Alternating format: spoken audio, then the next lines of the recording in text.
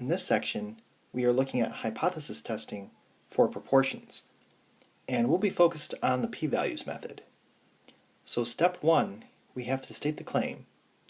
Step 2, state the null hypothesis and the alternative hypothesis. Step 3, determine if the test is left-tailed, right-tailed, or two-tailed. Step 4, identify the level of significance, which is alpha, the population proportion of successes, which is p, the population proportion of failures, which is q, and q is equal to 1 minus p, the number of successes in the sample, which is x, the sample size, which is n, and the sample proportion of successes, which is p hat, and p hat is equal to x divided by n. Step 5, we have to verify that we can use the normal distribution to approximate the binomial distribution. And in order to do this, n times p and n times q both have to be greater than or equal to 5. Step 6, we calculate the standardized test statistic z, which is equal to p hat minus p over the square root of p times q divided by n.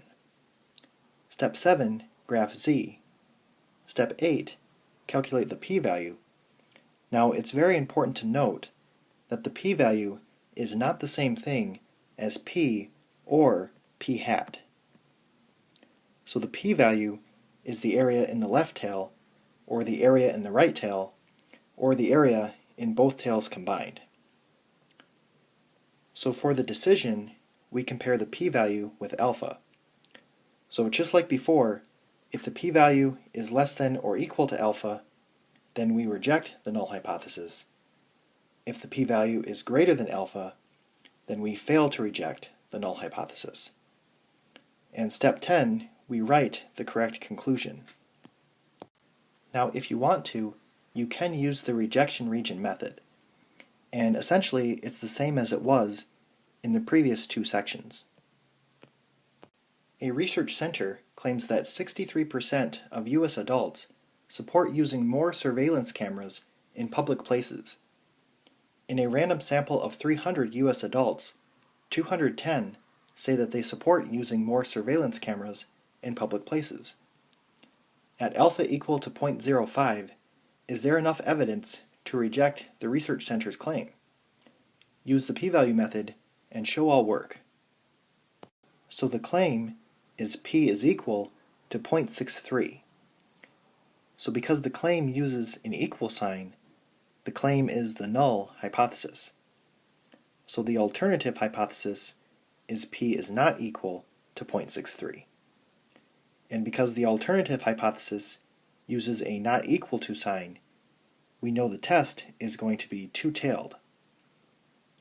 So alpha is 0.05, p is 0.63, q is 1 minus 0.63, which is 0.37, x is 210, n is 300, p hat is 210 over 300, which is equal to 0.70.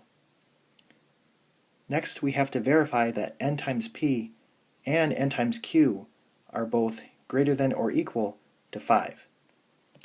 And we get 189 and 111. So we're good. Z is equal to 0.70 minus 0.63 divided by the square root of 0.63 times 0.37 divided by 300. And that's equal to 2.51.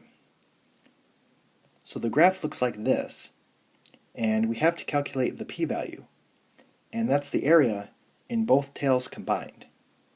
So if we do 2 times the normal CDF of negative 9,999 up to negative 2.51, that will get us the area in both tails combined, and that's 0.0121. So for the decision, 0.0121 is less than 0.05. So the p-value is less than alpha, which means we reject the null hypothesis. So our conclusion is, at the 0.05 level of significance, there is enough evidence to reject the center's claim that 63% of U.S. adults support more surveillance cameras.